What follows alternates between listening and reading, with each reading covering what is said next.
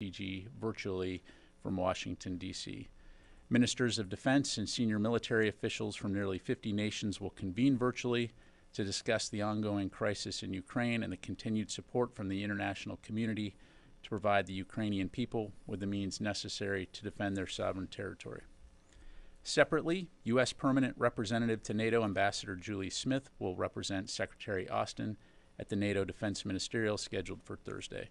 We will be sure to keep you updated on outcomes from both of these important meetings. Switching gears, this month marks the 2-year anniversary since the White House released its Indo-Pacific strategy. In the last 2 years, the Department of Defense has done more than ever to advance a shared vision for a free and open Indo-Pacific region.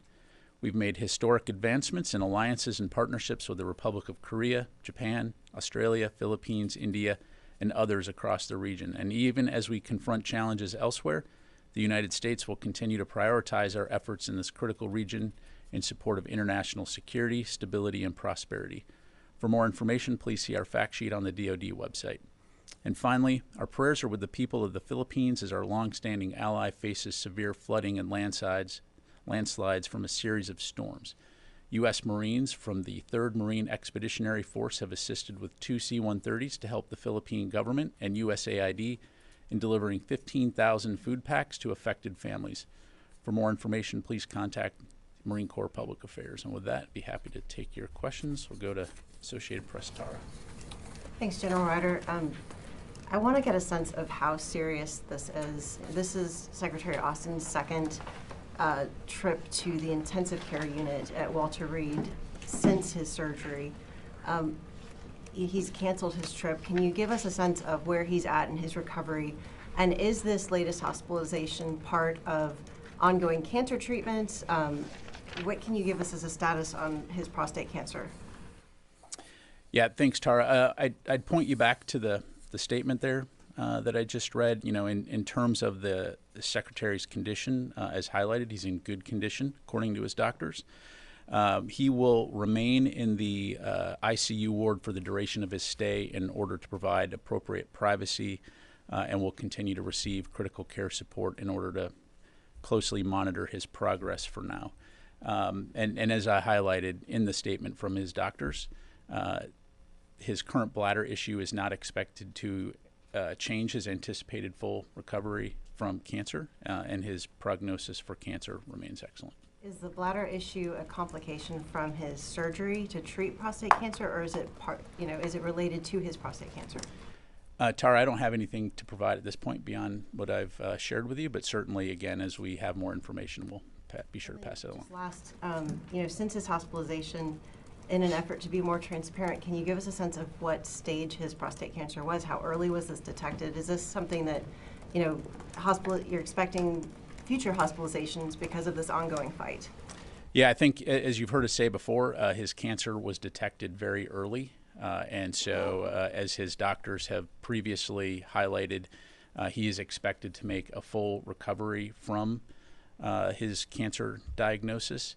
There is no further treatment associated with his cancer expected other than the physical therapy that he's been undergoing to deal with some lingering leg pains, which, again, he highlighted during his press briefing.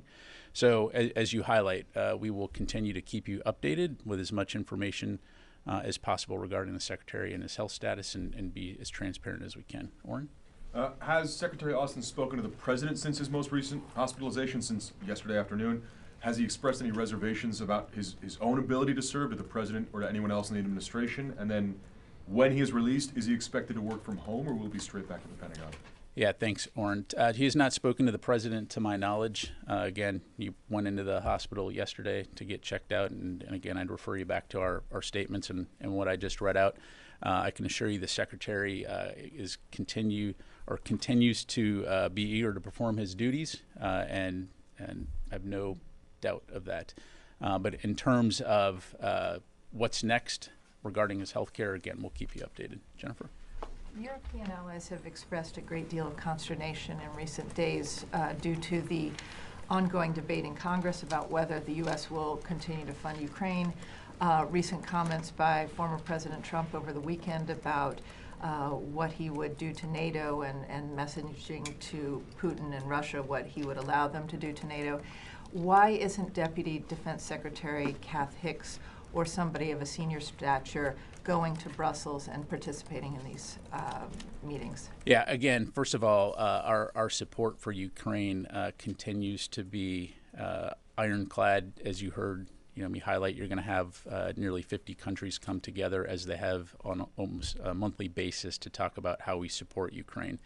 And as I also highlighted, is the Secretary's intent to participate in the virtual UDCG. Again, we'll keep you updated on that front.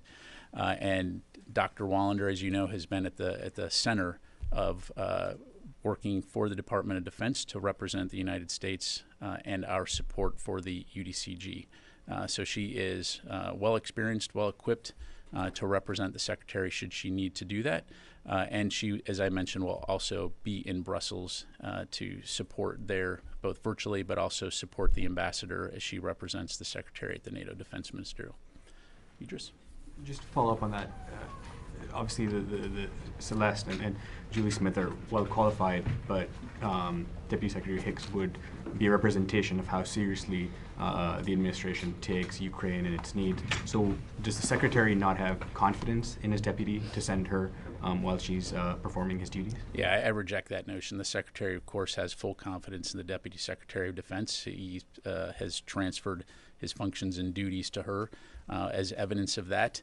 And again, anyone who questions our commitment to Ukraine just needs to look at the facts in terms of the amount of support and the amount of assistance we have provided and continue to provide Ukraine and will continue to provide going forward. Just to follow up, how long was the Secretary unconscious or under general anesthesia for since yesterday? Is it throughout? Is it a couple of hours here and there? Do you have a sense of that? Idris, at this time, I don't have anything to provide beyond what I've relayed to you, but again, we'll continue to keep you updated as new information comes in. David?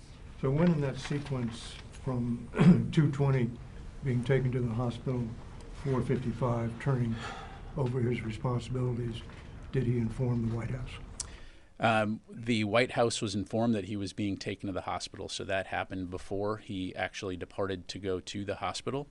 And in addition, in that period, congressional notifications were made as well. So the statement says we'll be able to resume his normal duties tomorrow, but you just told us that he's canceled a planned trip. How do you square those two? David, again, we'll keep you updated on his status. This was a statement from his doctors explaining that they expect that he'll be able to resume his normal duties. Again, we'll keep you updated on whether that includes from the hospital or if that is from home. But again, all indications based on the doctor's statements is that he's going to recover well. He's in good condition, and we'll keep you updated. Yeah. Secretary, has the Secretary received any radiation treatment, and what symptoms did he have before going into the hospital? Was he in a lot of pain? Was he bleeding? And then can you say exactly the procedure that was done when he got there? And again, I'd point you back to the statement from his doctors. As we get more information, we'll certainly share that with you. Again, as I understand it, this was related to an emergent bladder issue. It was not related to his cancer treatment. Again, and as the statement that I just read out to you highlights, his prognosis for that is good, and the bladder issue should not affect his recovery from that. And you can't say whether or not he's gotten radiation therapy? To my knowledge, he has not. Again, I'd point you back to the statement in terms of the treatment that he's received. Not related to his cancer treatment, but this is a complication of the surgery, correct? Again, I'm not a doctor. I'm not going to try to medical speak. I'm just going to point you back to the statement, and as we get more information to provide, we certainly will. I mean, have they told you this is or anybody on his staff that this is a complication? He was admitted, he went to the hospital yesterday for an emergent bladder issue. His doctors have said previously that he is expected to make a full recovery from his cancer diagnosis, which is what I just highlighted in the top of the statement. So again, as we have more information to provide, we'll certainly do that. Courtney? That's my question too. So just to be clear, you're leaving open the possibility this is a totally separate issue from his complication from his prostate cancer surgery in December?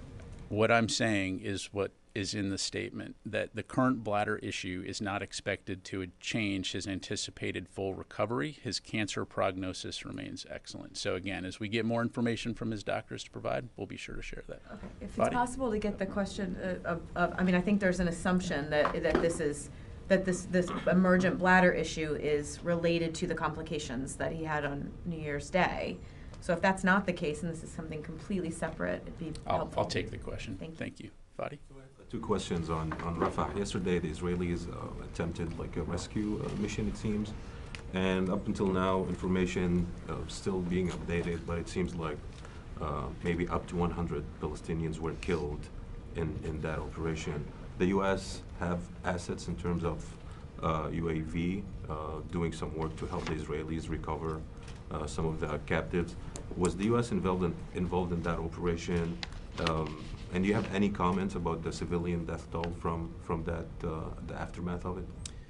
So Fadi, when it comes to Israeli operations, I'll refer you to them in terms of talking about that. And when it comes to civilian casualties, as you've heard me say many times, we do not want to see civilian casualties or innocent civilians killed, whether they be Palestinian or Israeli.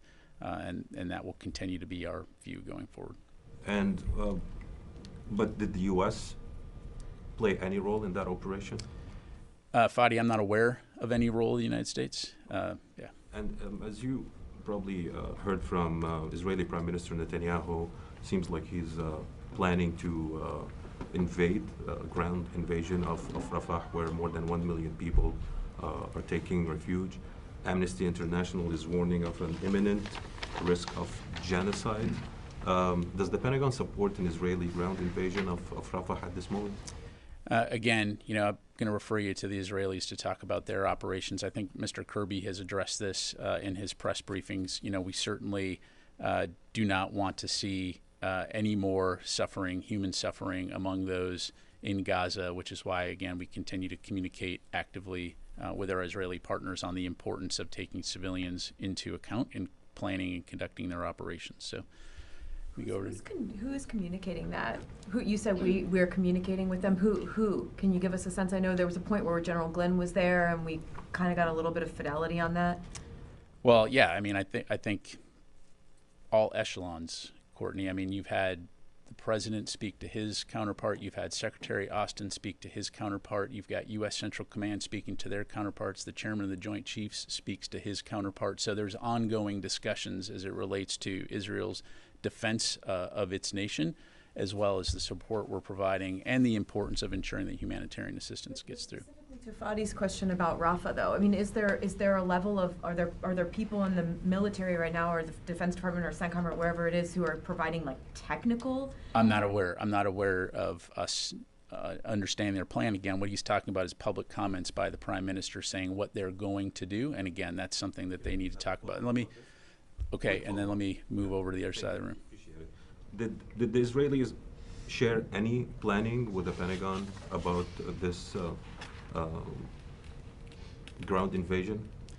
Again, Fadi, I'm not going to have anything to provide beyond what I've talked about already, and I'd refer you back to Mr. Kirby's comments. Joseph? Can I just ask, do you have any updates to provide on yesterday's HMC with the Iraqis?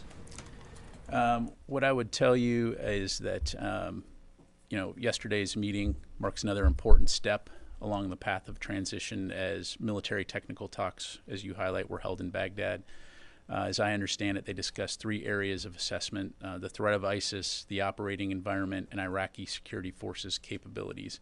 We'll continue to keep you updated as appropriate, but these talks are important, again, as we look to discuss the transition of the coalition military mission to the longer-term U.S.-Iraq bilateral security relationship. Do you have any updates on the Tower 22 investigation? I do not. I'd refer you to CENTCOM for any updates on that. Missy? Hi, Pat. Just to follow up on Joseph's question, the Iraqi military spokesman said that, giving a readout of those talks yesterday, said that based on the discussion yesterday, a timetable will be set for the gradual reduction of international coalition advisors and an end of the coalition mission. Is that correct, that there was, that the outcome was an agreement that there would be a timeline set for that? And then separately, could you give us an update on the review, the internal review about Austin's hospitalization? Did you have a chance to review that yet? And could you update us on the publication of that? Yeah, on your first question, Missy, I don't have any information on that, so I'll take that question. As far as the review, no changes from what I provided on Thursday. The Secretary does have that review. He will continue to take a look at it. Again, our commitment is to try to provide as much information about the review to you when we can, so certainly we'll continue to endeavor to do that. Laura? Thank you. First of all, is Kath Hicks acting SecDef now, and at what point does she become acting SecDef? Can you just clear up what her role title is right now? Yes, she has assumed the duties and functions of the Secretary of Defense, so in that sense she is acting as the Secretary of Defense. And I still don't understand why they couldn't have had the Ukraine contact group meeting without Secretary Austin. I mean, what was the reason for making it virtual? I'm not sure I understand your question. So why, I guess, what was the reason for making the contact group meeting virtual? Was it solely because the Secretary couldn't attend? Because there's many other people that attend that meeting, right? You know, Laura, I think as I highlighted, the Secretary intends to participate. And again, given the importance, as we've already discussed about, we want to ensure that this continues. And, you know, as we've done in the past, we're going to be flexible in terms of the format. And so, yeah, just leave it. We have attended virtually. I'm not going to get into hypotheticals, Laura. Yeah, I'm not going to get into rationale for that. Well, I've read to you what we're doing, and there you go. All right, let's go to the phone here. Jeff Shogel, Task and Purpose. Thank you. On what day did Secretary Austin undergo this procedure when he was under general anesthesia? And Secretary Austin is sixth in presidential line of succession. Does that mean that Secretary Hicks is temporarily, until the Secretary resumes duties, that she is now sixth in line in succession? Yeah, thanks, Jeff. On your latter question there, I'll take that. And we'll come back to you. In terms of my understanding is that procedure would have been today. So just leave it there. Okay. Ro. Thank you. Follow-up question about the Secretary's health. So I wonder if it is difficult for the Secretary to travel to the Indo-Pacific for a while because in general, the traveling to the region takes longer than any other region. Are you asking me why he hasn't traveled to? Because of the Secretary's health program, I wonder if it is difficult for the Secretary to travel to the region, to the Indo-Pacific region for a while. Yeah, thanks, Ro. So at this point, clearly the Secretary is focused on getting better. As I highlighted, he's not traveling to Brussels. But I certainly expect that he will travel to the Asia-Pacific region in the future when he is able to. We don't have any travel to announce. And so, again, he continues to, I'm sure, remain eager to perform his duties, to include travel when he's able to do that. So thank you. Time for one more. Yes, sir. Thank you, Pat. Regarding HMC discussions, if you know how long the discussions will continue, and just Iraqi Prime Minister has said that we are ahead of ending the mission of allied forces, like even the United States forces in Iraq. So I don't have a timeline. To my knowledge, that hasn't necessarily been bounded. Of course, that will be a decision between within the HMC to include in consultation with the government of Iraq. And then as far as U.S. presence in Iraq, again, I'd point you back to what I said earlier. The HMC will discuss the transition from a military coalition mission to the what the U.S. presence will look like as it relates to a bilateral U.S.-Iraq relationship. Our forces continue to be there at the invitation of the government of Iraq. I'm not aware of any specific official requests at this point in time for U.S. forces to leave. We'll continue to keep you updated. So, all right. Thanks very much, everybody. Appreciate it. To hear from the Deputy Defense Secretary, now Acting Defense Secretary Kath Hicks. We've never had a chance to question her at the podium or hear from her. Okay. Thank you, Jennifer. Appreciate it.